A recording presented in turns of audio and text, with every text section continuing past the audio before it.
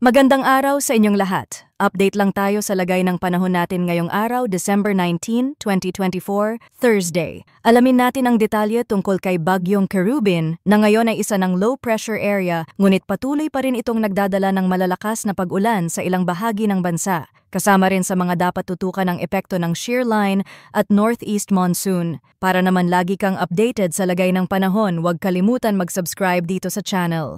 Sa kasalukuyan, ang sentro ni Kerubin ay nakita sa layong 245 kilometers sa silangan ng Surigao City. Bukod sa LPA, ang shear line ay nakaapekto din sa silangang bahagi ng Southern Luzon, habang ang northeast monsoon o amihan naman ang nakakaapekto sa natitirang bahagi ng Luzon. At ito ang magiging lagay ng panahon natin ngayong araw. Sa Eastern Visayas at Caraga, magiging maulap ang kalangitan na may mga pag-ulan at thunderstorms dulot ng LPA. Posible ang flash floods o landslides dulot ng katamtaman hanggang sa malalakas na buhos ng ulan. Sa natitirang bahagi ng Visayas at Mindanao, maulap din ang kalangitan na may mga pag-ulan at thunderstorms dulot ng trough ng LPA. Sa Bicol Region at Quezon, maulap ang kalangitan na may mga pag-ulan at thunderstorms dulot ng shear line. Ang malalakas na ulan ay maaaring magdulot ng flash floods o landslides lalo na sa mga mabababang lugar. Sa Cagayan Valley, Cordillera Administrative Region, Aurora, Oriental Mindoro, Marinduque at Romblon,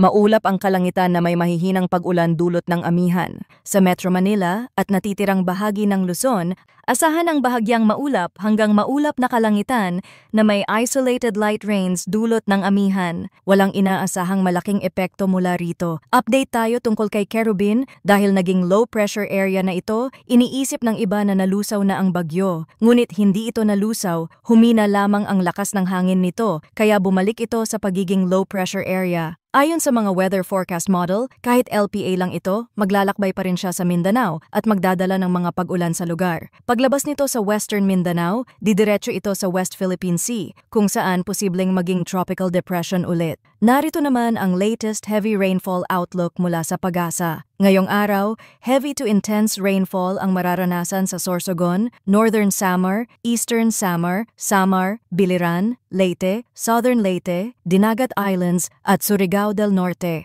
Moderate to heavy rainfall naman sa Quezon, Camarines Norte, Camarines Sur, Catanduanes, Albay, Masbate, Cebu, Bohol, Misamis Oriental, Agusan del Norte, Agusan del Sur at Surigao del Sur. Bukas Friday, December 20, heavy to intense rainfall ang mararanasan sa Catanduanes, Albay, Sorsogon, Northern Samar, Eastern Samar, Samar, Biliran, Leyte, Southern Leyte, Dinagat Islands, at Surigao del Norte. Moderate to heavy rainfall naman sa Quezon, Marinduque, Romblon, Camarines Norte, Camarines Sur, Masbate, Aklan, Capiz, Negros Occidental, Negros Oriental, Siquijor, Cebu, Bohol, Misamis Occidental, Misamis Oriental, Camiguin, Agusan del Norte, Agusan del Sur at Surigao del Sur.